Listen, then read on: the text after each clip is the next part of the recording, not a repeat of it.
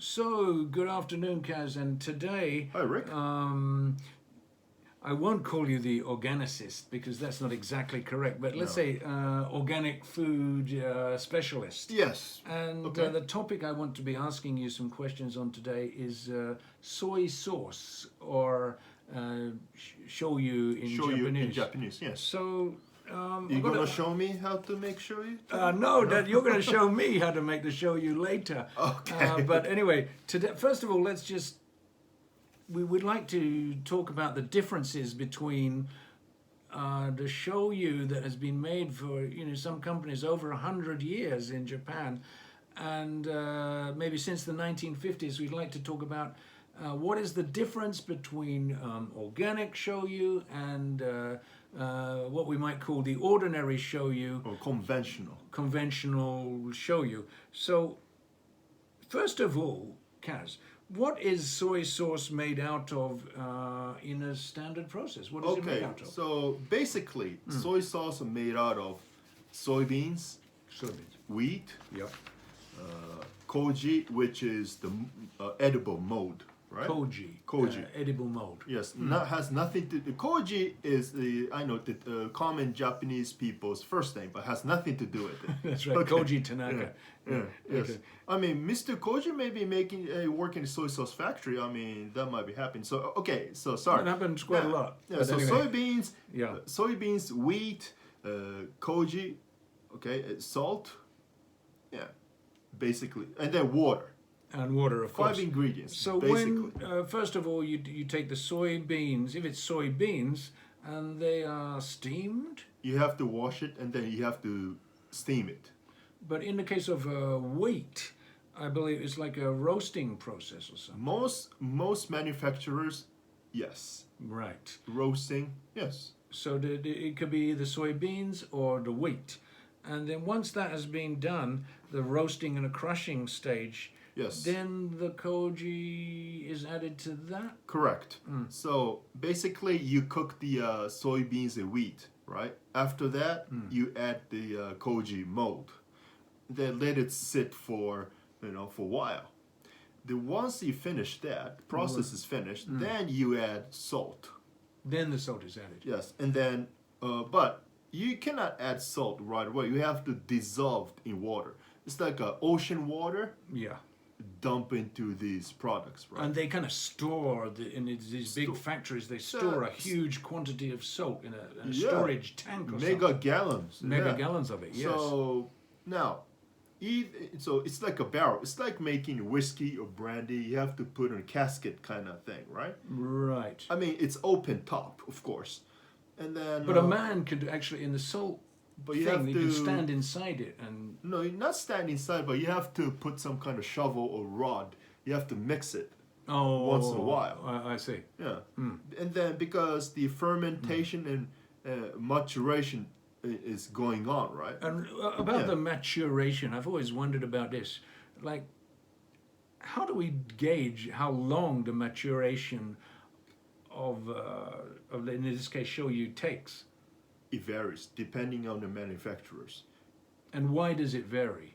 because depending on the clients, they are demanding the vintage shoyu Yeah. or new shoyu. It's like it's like a wine, right? So vintage wine versus what's the French wine coming every October, November? Beaujolais? Beaujolais style, right? Beaujolais Nouveau or Beaujolais something So else? Beaujolais Nouveau is basically new wine, right? So Yeah. the soy sauce similar, So- new wine or vintage, depending on the factory or the companies, Yeah. Yeah. So, but you're gonna do at least, I would guesstimate about 6 months minimum. Of course. I mean, it's Minimum. not... It's It not, doesn't happen at overnight. Yeah. Yeah. And then after so we've filtered and we've kind of done some kind of heat treatment and refining, and then we're getting close to this, what I might guess is the dangerous stage. So our topic, what we're focusing on, before it goes to the bottle of shoyu, You have to well, heat. when is the possibility of the dangerous stuff entering that bottle? I mean, is it just before the bottle's produced, or Both. when you say both, what do you mean both? So because if the soy sauce the ingredients are not organic, that's a red flag. A red flag if the ingredients are not organic. So even if a company has been in business for 135 years or something, it's still a red flag. So that's why I reckon to contact or make a phone call or make an email or write a letter to them. Is these soybeans or wheats organic or are they GMOs or are they pesticides ridden? The viewers have to ask these simple questions. If they refuse to answer, Usually, then, I wouldn't purchase it because for health many reasons. Because soy sauce is like making, let's say, what's the British sauce that I pour? Worcester sauce. Worcester sauce. So Worcester sauce is the same. What you're saying is, you're saying to Highly me, concentrated, inorganic. It's like highly concentrated pesticides into your body. Do you want that? well, No. people have said this, and I'm just wondering on. We've heard the term slow death. It is. I suppose it depends how Slow burn. much pesticide is in. We have to eat something. So in the case of the Worcester sauce bottle, how much pesticide or how much bad stuff is in there? Well, that's why you gotta try to buy organic one, much as you can. Yeah. So That's the name of the all right. game. So let's get back to the soy sauce stuff. Right. So, okay, the potential. Then so if these soybeans, wheat, feel grown with pesticides or are they genetically modified, that's the red flag. And another red flag is the salt, because the salt is filled with microplastic. So that's another red flag nowadays. And we have the term. I've read it but don't totally understand. Organic salt versus salt can be totally like good quality salt. Yes. So when you get the salt, right, even table salt, you need either the Himalayan salt or super deep sea salt waters, are the most cleanest one. So that's why the viewers have to contact the soy sauce company. What kind of salt are they using, right? Just like the chemistry experiment, the ingredients, what are they made of? What kind of pesticide? Any pesticides added? Yes or no? How do they grow the vegetables or fruits, right? And then, about the salt. How do they purify the salt? I think these questions in countries like Denmark are being questioned more. There are so many organically based businesses in Denmark as a great example. And in Denmark, they are asking these questions that Kaz is suggesting. And perhaps throughout the world, we should be asking these questions more and more. Yes, so not only soy sauce, any food products, if they refuse to answer because, so to speak, that's the security matter, cannot be discussed, the industrial secret, stuff like that, I would not trust these manufacturers. And I have one last question for you about the taste of these sauces. Sometimes when you get, for instance, an organic one, totally organic one versus a non-organic one, it seems that the non-organic one tastes much better. So I have a tendency to put my hand towards the non-organic one because it tastes really good. Is there something, example, about the taste that could be potentially, if it's tasting rather good, like we had the other day, what did we have? We had the organic wasabi and we had the other wasabi in the tube, and the other wasabi in the tube is being sold prolifically, but it tastes pretty good. Okay, that's the addictive. Additive. Additive, right. But you get addicted. You get addicted to the additive. Yes, so that's the major food corporations put some additives, right? That's why it makes you feel taste better. That's why the probably soy sauce. And then check the label. Look at the label, the active ingredients. All right.